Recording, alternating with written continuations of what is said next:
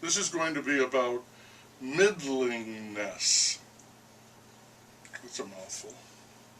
A full lifetime ago, when I was a freshman in college, we were expected to take some credit hours in all of the disciplines: math, foreign languages, science, art, the humanities, mainly English and comparative literature, which was called, of course, CLIT, and history and social science, all the proper foundations of a liberal arts education. So, for that reason, I found myself in a big auditorium attending a survey course, Govy 5. I think it was about political theory, a history of it. This offering didn't come with a single professor. It was taught by staff. A different person gave a lecture for each class, and this was not what I would call gripping fare. Nobody really wanted to be there. So I was totally unprepared for what happened when this little barrel of a man with a buzz cut spoke to us on Plato's Republic, about which I knew nothing. He was dynamic. He was brilliant. He was funny. He was clear. I understood what he was talking about, and he was able to describe things and develop ideas without losing me. I felt like I was learning something. Because of him, I read Plato's Republic. Before I left that school, I had taken or sat in on all his classes, and he did not waste a moment of my time. I've heard other speakers who could hold a room, but this man was at the head of that class. I was reminded of him when I read an article about him, full of praise and near reverence. The author of the article noted that this man had written only one book, a slim volume, rather surprising given his outstanding abilities and academia's pressure on professors to get into print, known as publish or perish. And that's when I remembered that I owned that little book. Markings in it prove that I read it long ago in some forgotten time, and now I have read it again. It's a scholarly work called Middlingness, a comparative study of the Whigs in England and the doctrinaires in France from about 1810 to 1848. I know nothing about that time, so all of the references in the book to people, events, and places were lost on me, and that made it very slow going, a difficult text to read and understand. Again, surprising given what I recall of this man as a classroom speaker. But I kept on because I was interested in this concept, middlingness, especially in light of the way things are going now in America, with the left and the right, the red states and the blue, so far apart.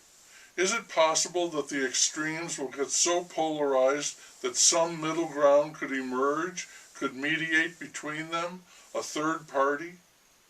Middlingness was not just the center between two extremes, conservative and radicals, reaction and revolution, aristocracy and the mob.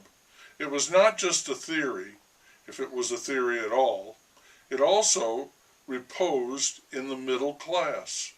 It's much more complicated than that. The French and English, while embracing the middle, were also very different, and he argues that a middle class really did not exist in France. It was a dream fantasy for those who badly wanted it to exist. And he concludes at the end that the fatal weakness of the middling mind is its inability to cope with change in human affairs. Conservatives look back to the old ways for change. Liberals look forward to the future for new ways to change. The middle, wanting moderation, is at a loss, seeking to avoid alteration or altercation, conflict and change.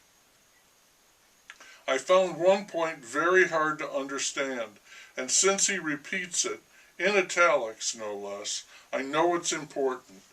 He writes, "One may say that the center is least realistic where it is most relevant, and most realistic where it is least relevant." It's catchy, but I didn't know what it meant. I'm going to repeat it. One might say that the center is least realistic where it is most relevant, and most realistic where it is least relevant. I didn't know what it meant. I think it was this.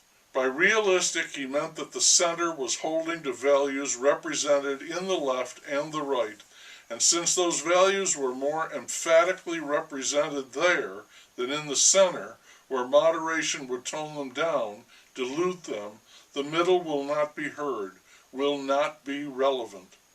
It is only when the center could espouse a notion not found to left or right, an unrealistic notion, that it can make a difference.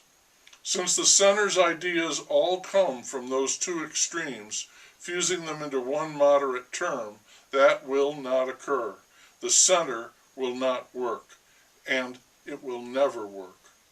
Also, the author says if society itself is rent by virtual civil war between its extremes, as ours is now, the institution which reflects or tries to institutionalize that conflict cannot carry great promise of enduring.